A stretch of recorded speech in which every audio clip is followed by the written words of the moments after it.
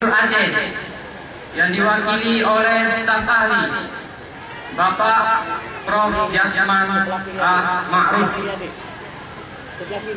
Bupati Aceh Barat Bapak Haji T. Aredinsya, yang kami banggakan kepada Bapak Alfian Ibrahim sebagai orang tua kami yang pertama di Universitas Teguh Umar ini. Hadirin tamu undangan, orang tua wali, pendamping wisudawan wisudawati yang kami banggakan. Pertama-tama, marilah kita panjatkan puji syukur kepada Allah Subhanahu wa Ta'ala. Pada kesempatan ini, Allah masih memberikan satu nikmat kesehatan dan kesempatan agar kita dapat menikmati kesuksesan kita pada hari ini. Salawat beserta salam, marilah kita sama-sama menunturkan kepada Baginda Rasulullah Sallallahu Alaihi Wasallam, di mana nilai-nilai positifnya harus kita teladani.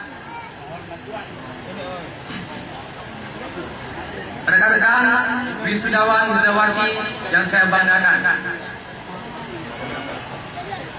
jika boleh kita berandai-andai bahwa Universitas Teguh Umar ini sebagai manusia, ia pasti akan mampu merasa, mendengar, dan berbicara seperti kita. Kira-kira apa yang sedang dirasakan oleh Universitas Teguh Umar hari ini? Saya yakin hari ini Universitas Teguh Umar pasti bangga kepada kita, pasti percaya kepada kita. Karena apa? Karena kita telah melakukan yang terbaik di Universitas Teguh Umar ini. Keyakinan itu muncul selama masa kuliah kita telah berkontribusi banyak kepada alma mater, di mana kontribusi itu bisa dari perbuatan, lisan maupun pikiran. Kontribusi itu diberikan dengan cara yang berbeda, tapi tetap satu tujuan, untuk Universitas Teguh Umar tercinta. Semangat itu hadir karena rasa cinta kita dan bangga kepada alma mater, sehingga kita ingin dan layak untuk membuat dicintai dan merasa dibanggakan. Keinginan kuat kita untuk membuat lebih baik Universitas Teguh Umar dan lebih baik ke masa depan.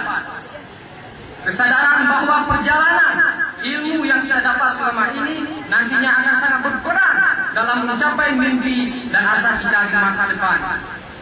Dengan semangat perjuangan Universitas Teguh Umar dan nilai-nilai positif, kita terus berjuang meskipun terkadang kita berteman dengan keterbatasan dan sempitnya apresiasi dan penghargaan kepada organisasi, para penggerak perubahan.